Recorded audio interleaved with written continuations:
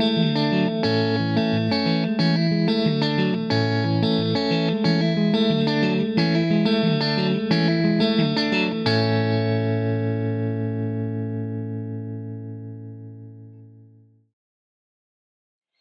friends, and welcome back to Unbound Learners. How are you doing today? Are you ready to sing our good morning song together? Let's stretch our arms out like airplane wings and fly your airplane to one side, fly your airplane to the other side, fly your airplane to the middle. We look like a letter when we have our arms out like this. What letter do I look like? T. So bring your airplane wings into a big circle out in front of you like this. Now take that circle up over your head, stretch from one side, stretch over to the other side, one last stretch up at the top, and bring the circle back down. Now it's time to sing together. Good morning, dear Earth. Good morning, dear Sun. Good morning, dear rocks and flowers everyone. Good morning, dear beast and birds in the trees. Good morning to you and good morning to me. Good morning, friends. I hope that you're having a wonderful day so far. Before we get started with our calendar and weather chart, let's do 3 things. The first thing that we need to do is turn on our listening ears, like this. The second thing that we need to do is put on our thinking hats. Where's your thinking hat? My thinking hat is right behind me. I'm going to take it and put it on top of my head. And the third and final thing that we need to do is warm up our hearts. We warm up our hearts like this. Boom, boom, boom, boom, boom, boom. And now we're ready for circle time. So behind me, I have the calendar and weather chart. It has lots of numbers, there are some pictures, and some words. And I have my pointing stick. I'm going to bring my pointing stick up to the top of the chart, right up here where we have the month. This month is almost over. Do you know what the month is? April! The month is April. Today is April 28th. I'm going to move the chip over from yesterday. Yesterday was April 27th, and today is April 28th. And right up here we have the year. Friends, there are 2 ways that you can say the year. You can say that it's 2021, but you can also say that the year is 2021. Both ways are correct. Let's get those counting fingers ready. And look at this. We don't have that much counting to do. We are going to count the days that are left in the month of April. So after today, we only have 1, 2. 2 more days are left in the month of April. I'm going to sing a song with you, and listen carefully if you can hear what month comes after April. It goes like this. January, February, March and April, May and June, July and August, September, October, November, December, 12 months in a year. Did you hear the month that comes after April? May! May will be here in 2 more days. All right, friends, now let's move on to the days of the week song. We hold up 7 fingers because we have 7 days in our week. There are 7 days, there are 7 days, there are 7 days in a week. Sunday, Monday, Tuesday, Wednesday, Thursday, Friday, Saturday. I'm going to travel down to the bottom of the chart. This says that yesterday was, here's your clue, Tuesday. Yesterday was Tuesday. So that means that today is Wednesday. Today is Wednesday, and tomorrow will be Thursday. Tomorrow will be Thursday. Let's go back to today, and let's sing Today is Wednesday together. Will you sing with me? Today is Wednesday, today is Wednesday, today is Wednesday, all day long. Today is Wednesday, today is Wednesday, today is Wednesday, all day long. I'm going to travel back up to the top. Right up here we have the season. Do you know what the season is? Spring! That's right, friends. It's springtime. And for the past few weeks, we have been talking all about the plants that grow in the springtime. Speaking of plants that grow in the springtime, guess what have finally bloomed where I live? The tulips. For so long, the tulips just had buds on the top of them, but the buds finally opened up and I can see the colorful flowers on the tulip plants. That's so exciting. Do you have tulips where you live? Let's go down to the bottom of the chart and let's sing the weather song together. Let's sing the song that we've been singing for a very long time. Not the new song, but the older song. It goes like this. What's the weather? What's the weather? Can you tell? Can you tell? Is the sun shining? Is the rain falling? Can you tell? Can you tell? So friends, my picture down here has stayed the same all week long. It's still mostly cloudy when I look outside. The sun has been trying all week to pop through the clouds. It hasn't been very successful. It's mostly cloudy where I live. And today, my temperature chart is on orange. It's a very warm day where I live. What's the weather like where you live, friends? Is it warm out? Thanks for sharing with me. And now let's move on to the letter, the number, and the sign of the week. Do you remember the sound that this letter makes? K, k. Will you make that sound with me? K, k. And do you remember what letter this is called? K. This is a lowercase k.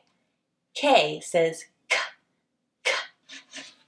Let me put the chalkboard down and I'm going to grab the letter box from right behind me. Because inside of this box, I have something that starts with the letter K. K.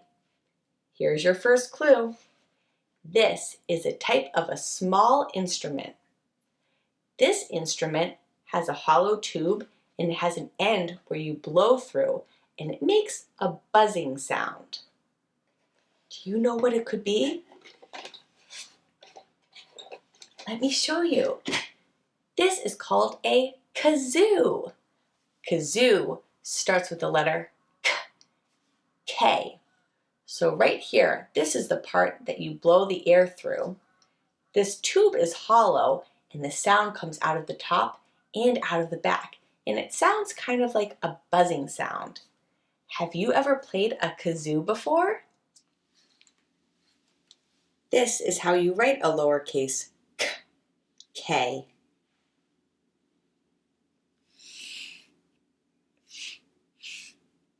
One more time.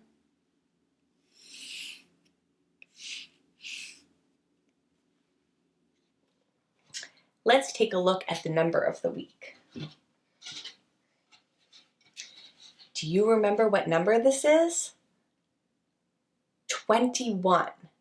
21 is a double-digit number because when you write 21, first you write this number, 2, and then you write this number, 1, 21.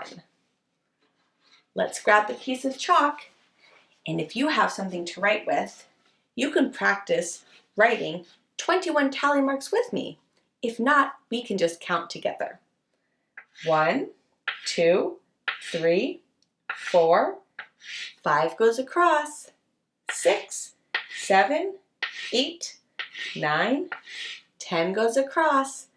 11, 12, 13, 14, 15 goes across. 16, 17, 18, 19, 20 goes across, and one more makes 21. 21 tally marks. And I wonder what we have to count today. I have 21 small rocks. Do you know what these small rocks are called? Pebbles. Let me grab them all out of the box and I'll line them up across the top of the box so that we can count them together. Are you ready? 1, 2, 3, 4, 5, 6, 7, 8, 9, 10.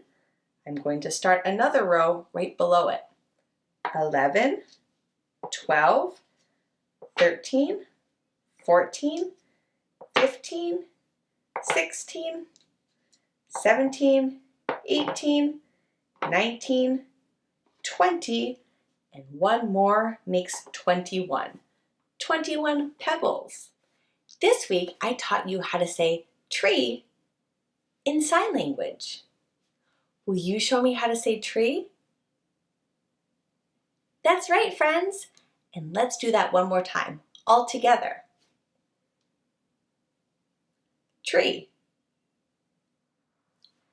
Trees are so important to our planet because they give us oxygen to breathe, and they also provide homes for so many different forms of wildlife. Can you think of any animals who live in a tree? I can think of koala bears and birds, monkeys, and lots of insects. So before we move on to our work for the day, I want to share one of my favorite yoga poses with you.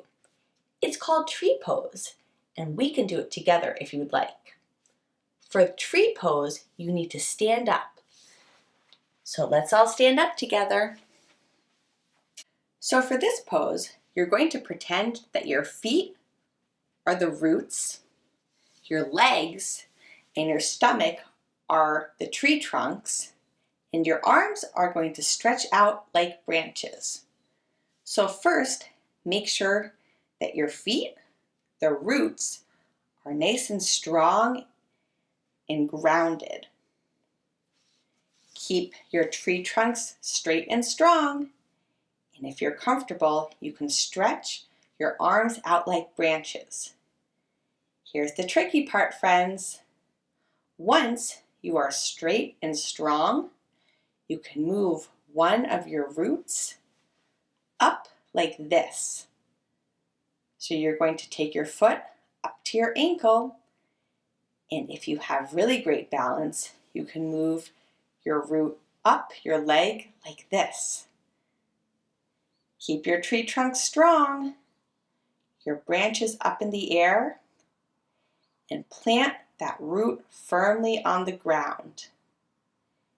If you'd like to, you can just keep your tree roots down on the ground and practice swaying your arms like branches, just like a tree. Where I live, trees are homes to chipmunks and birds and lots of insects. But now that it's springtime, I notice more and more animals in the trees.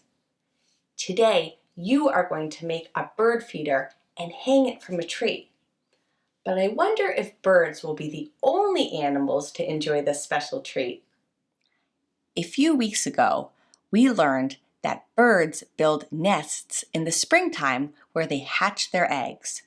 So I thought that today we could make our own bird feeders to feed those busy birds. This bird feeder activity is inspired by Teresa from Montessori in Real Life. For today's work, you will need an orange. Make sure that it's a large orange. 2 pieces of twine or yarn or ribbon, a bowl, a spoon, and some birdseed with peanut butter. So the first thing that I did was cut the orange in half. Friends, if you feel comfortable using a knife, you can cut the orange in half. If not, you can ask a grown-up to help you. And once the orange is cut in half, you can take a spoon and just scoop out the inside of the orange so that it's hollow like this.